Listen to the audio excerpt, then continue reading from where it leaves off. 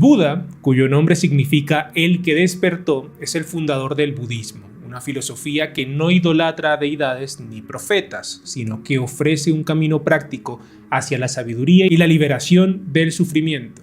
El budismo, con sus raíces en la región cercana a los Himalayas, se originó cuando Siddhartha Gautama, un príncipe del antiguo reino de Sakya, alcanzó la iluminación y dedicó su vida a compartir sus enseñanzas. Siddhartha Gautama nació entre el 560 y el 483 a.C., en Kapilavastu, un área que hoy forma parte de Nepal. Su padre, el rey Suddhodana, gobernaba el reino de Sakya, mientras que su madre, la reina Maya Devi, murió 7 días después de su nacimiento.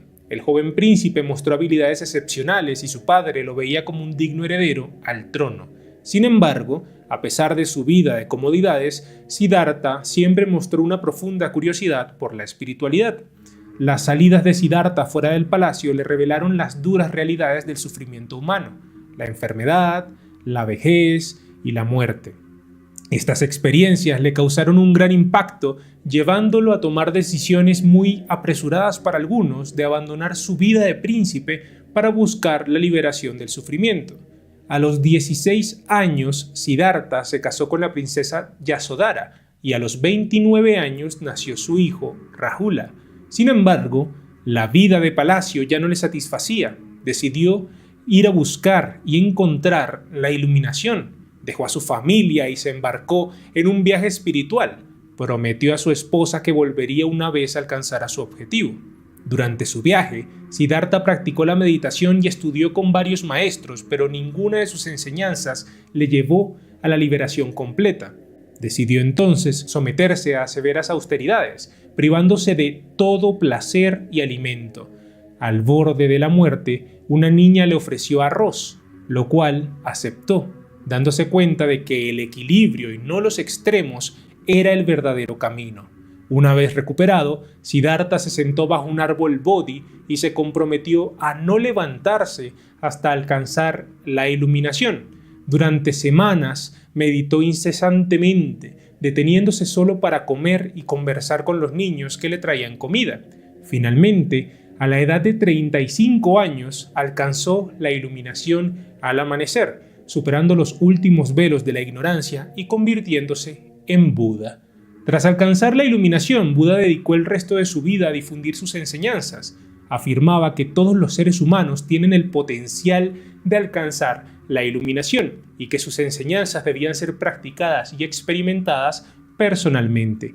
No se consideraba una deidad, sino un guía en el camino hacia la iluminación. Buda terminó muriendo a los 80 años, habiendo dedicado más de la mitad de su vida a enseñar. Sus enseñanzas, conservadas a través de los siglos, siguen siendo de gran valor, tanto para budistas como para no budistas. Su legado incluye los sutras, textos que contienen sus principales enseñanzas como las 4 nobles verdades y el noble camino óctuple. ¿Cuáles son esas 4 nobles verdades? Pues mira, primero, el sufrimiento de la existencia. Buda enseñó que la existencia misma es sufrimiento. El nacimiento, la vejez, la enfermedad y la muerte son inevitables. La convivencia con lo indeseable y la separación de lo deseable también causan sufrimiento. Esta primera verdad reconoce el dolor que ella es partícipe en la vida desde el momento que inicia. El número 2 es el origen del sufrimiento. El sufrimiento surge del deseo, del apego y la ignorancia. Los 5 venenos: apego, odio, ignorancia, ego y celos. Son las causas del sufrimiento y el renacimiento. Buda enseñó que el desconocimiento de estas verdades perpetúa el ciclo de sufrimiento. El número 3 es la cesación del sufrimiento. El sufrimiento puede ser superado al eliminar el deseo y apego. Podemos liberarnos así de ese sufrimiento. Este proceso implica la identificación y la eliminación de las causas del sufrimiento a través de acciones virtuosas y la creación de karma positivo.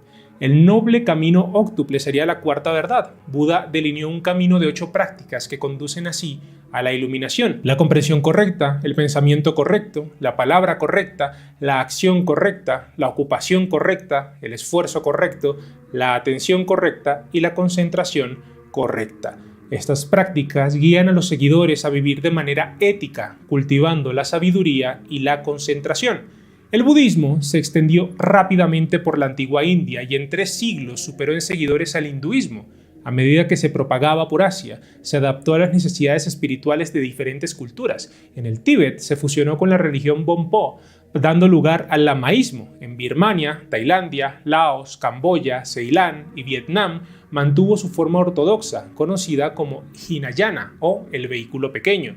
Misioneros y peregrinos chinos llevaron el budismo a través del desierto de Gobi hasta la India, recopilando y escribiendo extensos volúmenes sobre las enseñanzas budistas. La dinastía Tang en China y la posterior difusión a Corea y Japón consolidaron su presencia en el este de Asia.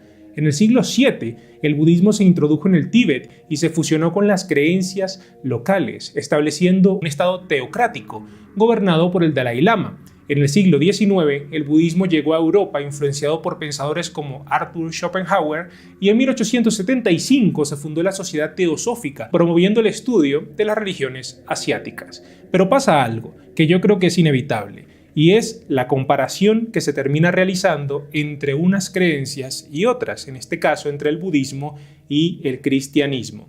Entonces, a pesar de surgir en contextos diferentes, el budismo y el cristianismo comparten algunas similitudes y presentan marcadas diferencias. Primero que todo, las escrituras. Las escrituras cristianas son relatos históricos escritos por testigos de Jesús. Bueno, histórico. En cambio, los textos budistas, como los sutras, son guías para el camino espiritual y no se consideran relatos históricos como tal. Número 2, el concepto de Dios. El cristianismo presenta a Dios como un ser personal que gobierna el universo. El budismo no aborda la existencia de un Dios creador, enfocándose en el desarrollo personal del individuo. Y eso nos lleva a un punto intermedio que sería el tema de las deidades. Jesús se declaró el Hijo de Dios y el único camino a la vida eterna. Buda, por otro lado, nunca afirmó ser una deidad, sino un guía hacia el nirvana. También el tema de la muerte. Para los cristianos, la resurrección de Jesús demuestra su autoridad sobre el pecado y la muerte. Los budistas creen en el karma y la reencarnación, enfocándose en la responsabilidad personal por las acciones. Y la reencarnación sería simplemente la perpetuación de este ciclo de reencarnaciones constantes porque no han aprendido lo que debían aprender en la vida pasada. El budismo reconoce, por otro lado, la validez de otras religiones y su capacidad para satisfacer las necesidades espirituales de diferentes personas. Más que una religión, es una filosofía de vida. El Dalai Lama ha expresado su alegría por la diversidad de religiones, comparándolas con la variedad de platos que satisfacen diferentes gustos. Buda dejó un legado invaluable a través de sus enseñanzas, ofreciendo un camino hacia la iluminación accesible para todos. Su vida y filosofía siguen inspirando a millones de personas alrededor del mundo, demostrando que la búsqueda de la sabiduría y la liberación del sufrimiento es un objetivo universal, pero también un objetivo alcanzable. ¿Tú qué opinas de este tema? Déjalo en los comentarios, recuerda dejar tu like, comentar y compartir, que es una gran forma de apoyar, y espero que te haya gustado este tema.